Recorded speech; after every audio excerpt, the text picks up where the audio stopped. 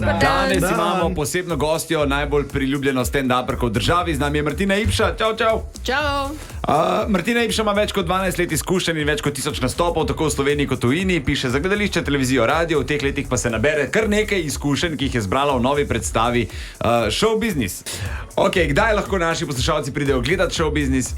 4.11. v festivalno dvorano v Ljubljani. 4.11.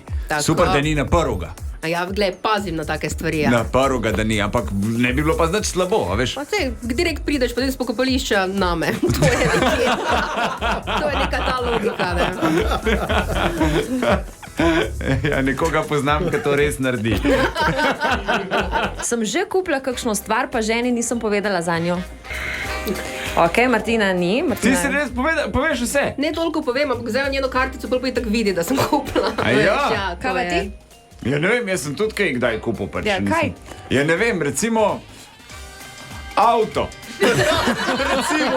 Si že s kakšno znano Slovenko? Seksala. Čaš tem, ko znana Slovenka pol se je zgodila med mano in mano. Ja, z mojo, ne? Mislim, vse kar znana, ne? Ja, vse znano, ne? Sva Slovenka? A ja, nisem. Ja, pol pa jaz tudi nisem. Okay.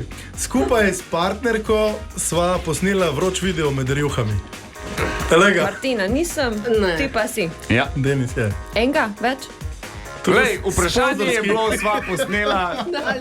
Napila sem se, oziroma napil sem se in počel neumnosti. Kjer je dan?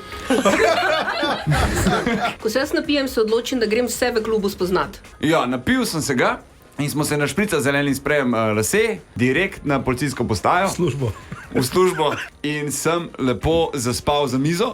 Ob 11. me je zbudil dežurni in je rekel, zrihti se, prišel je komandir. Me prime za srajco, me tako vse potegne pa prav, da se vam nikoli več ne zgodi, da pridete v službo, ker ste frej. Zdaj, Martina, mi imamo tudi en šov. Začnemo z njim drug teden. Mislim, edini šov, kjer kilograme pridobiš, ne pa da jih zgubiš. Kako je tebi takrat ratal? Pridobiti kilograme. Ja, kako ti je uspel? Ja, skrivnost je v tem, da telovadiš čim manj. Ja? Da ne verjameš v zelenjavo kot tako. Ja. Zelenjava je bolj tisto nekaj, ki poudari meso in druge stvari. In okras.